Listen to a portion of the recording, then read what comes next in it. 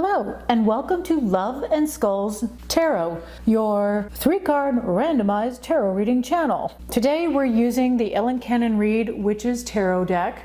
Let's drop these guys, drop them again, and let's say creativity. I don't know if you can read that. I need to fix these dice and give them a little bit more whitey-tighty on the writing. As I shuffle, let's go through our disclaimers. Disclaimer number 1. Tarot is for entertainment purposes only. It should not and really cannot stand in or replace the advice or services of a licensed professional.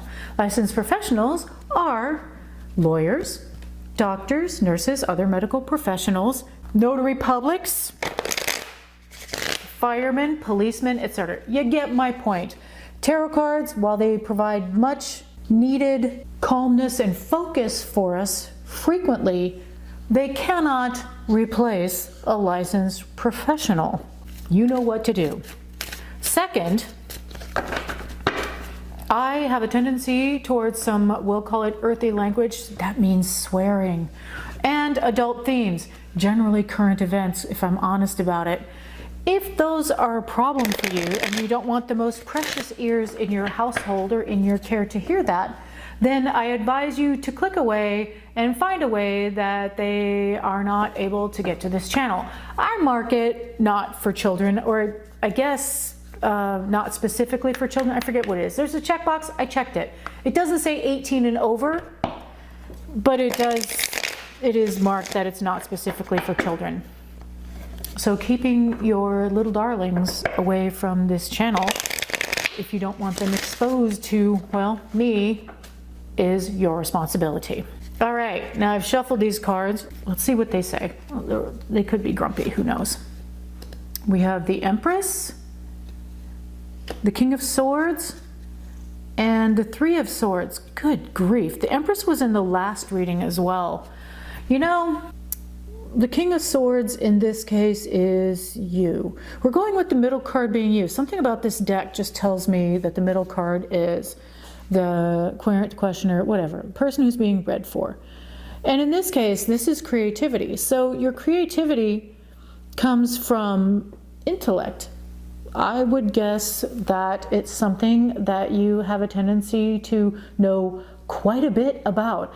And just to put it into a good perspective here, creativity can be anything in which you feel creative in. It can be, yes, it can be art, dance, music, but it could also be something like you're a fabulous cook, and that's where you put your creativities into your cook. How you decorate your home, how you, I don't know, maybe you make candles, maybe you are an excellent chess player and you consider that part of your creative life.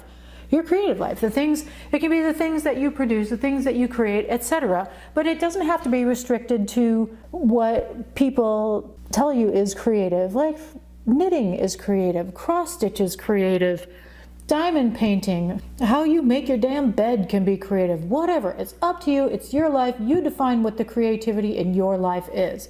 And in this case, it seems like you know quite a bit about whatever you are creatively endeavoring to do, but you haven't been doing it very much. It's kind of like the creativity itself is not the thing that's hurting, because Three of Swords, this person, the Three of Swords, is a gateway. It's kind of a gateway to, oh God, here comes the colloquialism I hate, your shadow side. Work on, do shadow work. We used to call it working with your dark goddesses. I mean, you know, a long time ago. But some of your creativity is being sapped away by this. I'm not sure what you're sad about, but it's actually providing you a gateway for that creativity. Sometimes it helps with your creative endeavors to kind of work out some of that sadness through them. But you know, at the same time, you have a crap ton of ideas of things that you want to do. But sometimes you just get stuck. Sometimes you're stuck between this, really seriously. God, this is getting so cheesy. I apologize for the colloquialisms. Between the light and the dark sides of yourself. And you're still standing. I mean, you have this ability to use both of those to further your creative endeavors. And again, I don't tell you what the creative endeavor is. That's up to you. But this is a gateway to your own psyche.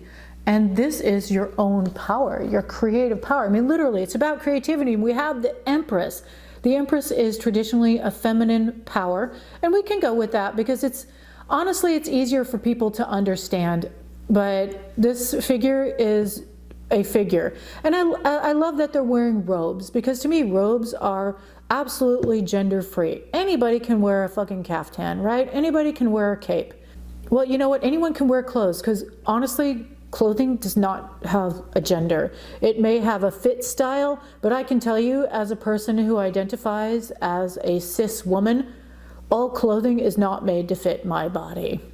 So take with that what you will. Your creativity, it's there.